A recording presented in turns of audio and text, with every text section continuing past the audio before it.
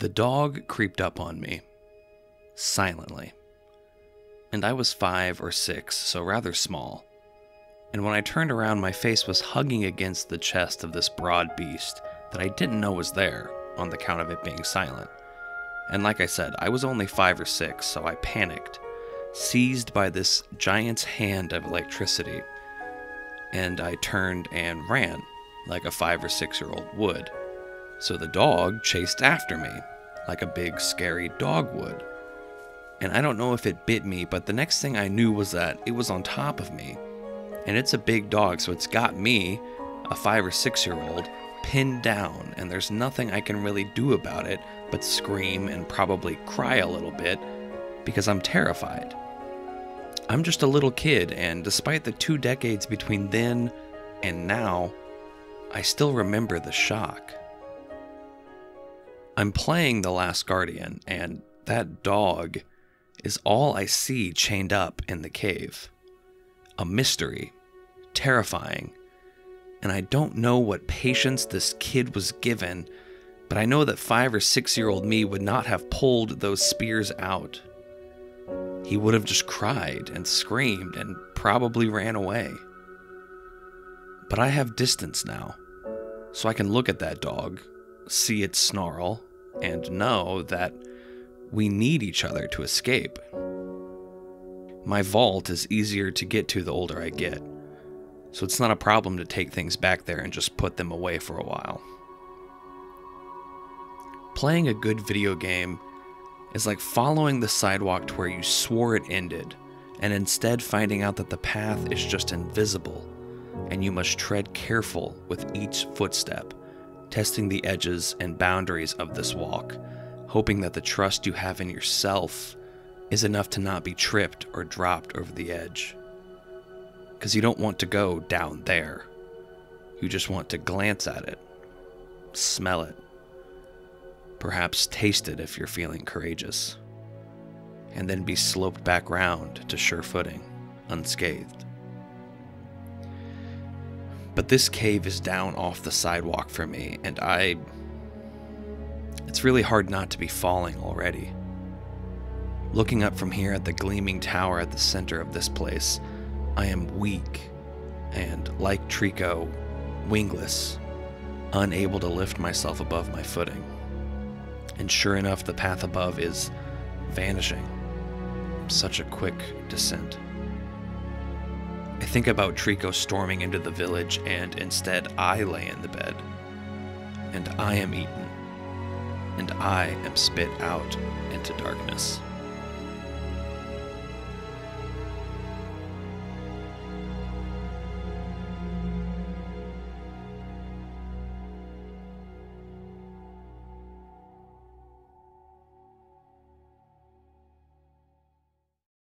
Somewhere in the ruins, Trico changes. I am climbing on them and pointing, shouting, begging for them to do this one simple task for me. My controller is not broken, but I swear it has to be, because this big lumbering jerk is ignoring me. Like on purpose ignoring me. Trico is glancing around when I call their name as if to say, "Who, me?" And it's like, yes, you're the only one here besides me. Don't you want to eat? Just climb up the wall already. And in the outburst, I leap off and turn back to find a cat there instead of that vicious dog. A soft, chubby kitty. My kitty, in fact. Blue. I'm somehow still on the car ride back from Texas with her in the back seat, and my partner driving, the first time I met her. And she climbs up on my chest and rubs her entire body against my face, getting one of her cat hairs stuck under my eyelid, and in seconds my eye is itching and swollen and red and irritated. Not only that though, but when we stop the car to let her eat, she won't eat because, of course, she's absolutely terrified. She's being taken nearly 16 hours by car, and she's just scared. She can't eat. I'm itching my eye constantly, and the thought climbs into my head that, what if she never eats again? what if I'm hurting her by doing this? I just met this cat, and yes, I'm older than that scared 5 or 6-year-old, but I've never had a cat before. Yet I feel this deep need to take care of her. There's no other words for it. I love her. And now I'm petting Trico, my hands running through the fur and feathers. I'm the boy on the screen, and I'm trying to soothe my terrified cat. I'm scared down here off the path. But you're scared too. We're both scared, together. It's going to be okay, buddy, I say to myself. Just please climb this damn wall. Let's get you some food.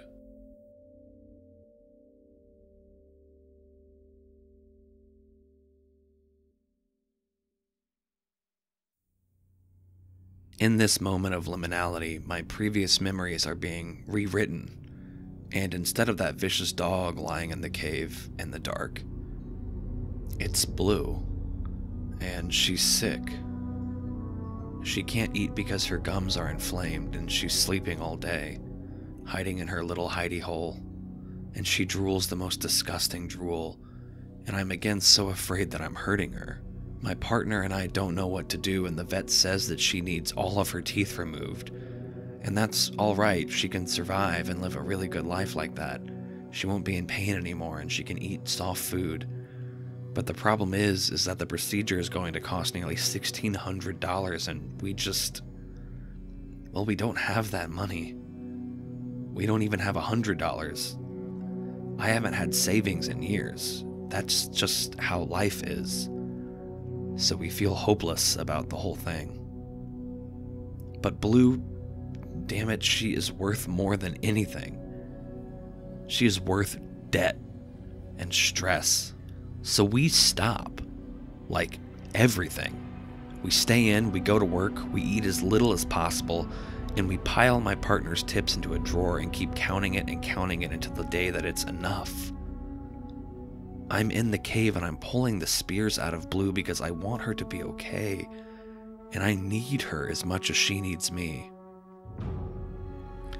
And like that, the memory is new and good, and Trico is growing on me like a warm, sticky moss.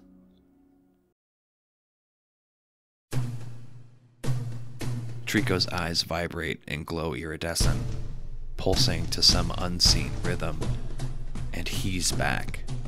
That dog is back, and he's pinning me down again, and I'm small and terrified.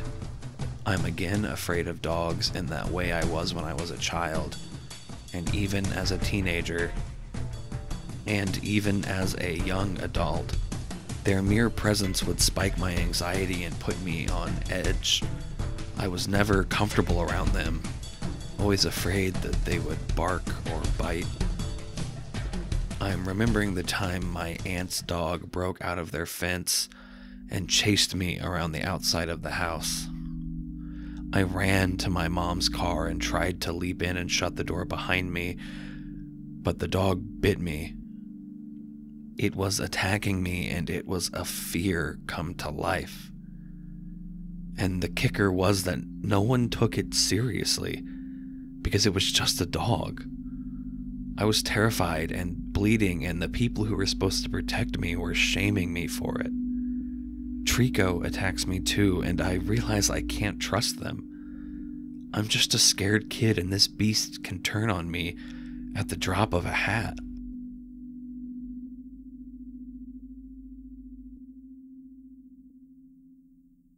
I wake up and continue the game.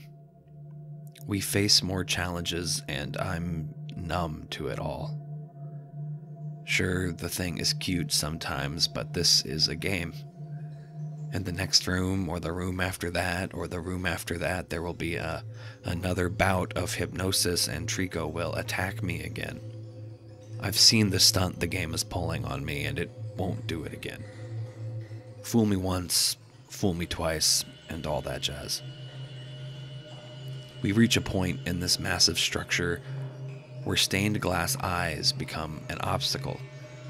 Trico is afraid of them for some reason, won't even approach them. Even when destroyed, Trico sniffs them with caution. And as they sniff, they change. Trico is no longer the amalgamation of my aunt's dog and that dog from when I was just 5 or 6. They are instead Zeus, a German Shepherd / Husky mix, the runt of his litter. He's a big boy, and despite his size, he's riddled with anxiety. When he was left alone in the house, he would panic and try to burrow through the carpet and into the basement. When it thundered, he'd whimper and hide under the nearest table. The biggest, sweetest baby alive. There was a period of time in college where I was going through it, to say the least. Depressed and without console. I came to visit over winter break and spent most of it curled up on a lazy boy, a PS4 controller in my lap, playing The Last Guardian for the first time, barely eating, worrying everyone, worrying myself. My recent romance ended horribly in embarrassment and shame. I felt abandoned and anxious. But on one of those nights, Zeus climbed up onto the chair, again despite his size, and cuddled up against me. He was warm and calm and I don't know, but I feel like he was protecting me. It was like he understood. He could feel the things I was feeling and related to them. And I can't say I didn't relate to him and his anxiety. I understood it all too well. Over the course of that winter break, Zeus showed me that I loved dogs. Zeus was the dog that showed me that I loved animals. Hell, after that break, I considered changing majors despite how far into mine I already was, just so I could become an animal doctor. He created this welling emotion inside of me that was reacting to anything involving animals at that point. An empathy that was previously frozen over. So when I push those stained glass eyes over ledges, I do it for Zeus. When I smash them with stone helmets, I do it for Zeus. When those statue folks attack, I charge and shove them over every time I can for Zeus. And when the platforms begin to break from under me, and I have nowhere to go, I jump towards Zeus. I do it because he was all I had then. And the wild thing is, he catches me. Every single time, he catches me. Every time Zeus sweeps his claws and crushes an enemy, the fear inside of me is being squashed and replaced with something softer. I relish the moments I can pull a spear from Trico's side and pet them until they calm down. I pet that giant creature so much at every opportunity because it's my dog and I love him so much.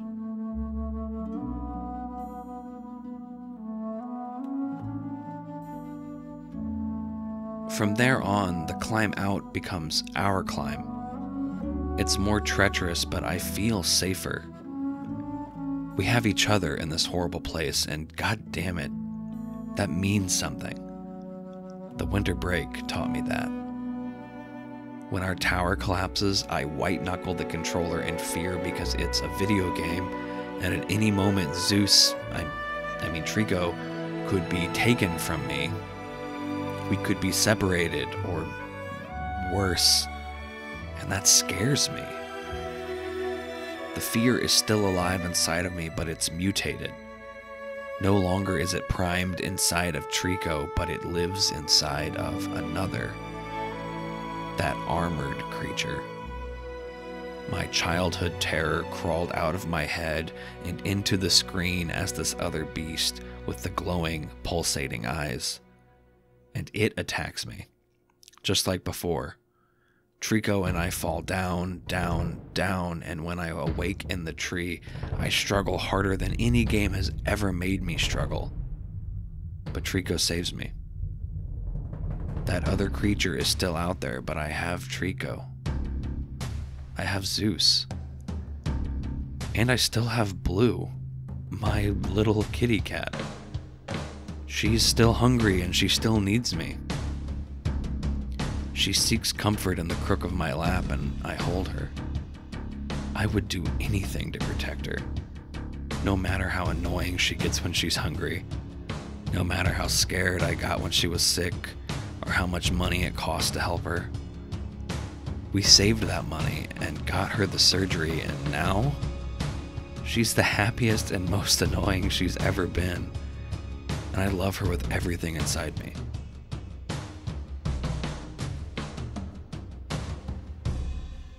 Playing a good video game is like following the sidewalk to where you swore it ended, and instead finding out that the path is just invisible, and you must tread careful with each footstep, testing the edges and boundaries of this walk, hoping that the trust you have in yourself is enough to not be tripped or dropped over the edge. And The Last Guardian did something special. It pushed me over the edge so that Trico could catch me, so that Zeus could catch me, so that Blue could catch me. While I play the rest of the game, I see them in every move Trico makes. I am able to face down the beast that is my old fear and no longer be dragged through the wormhole to those times.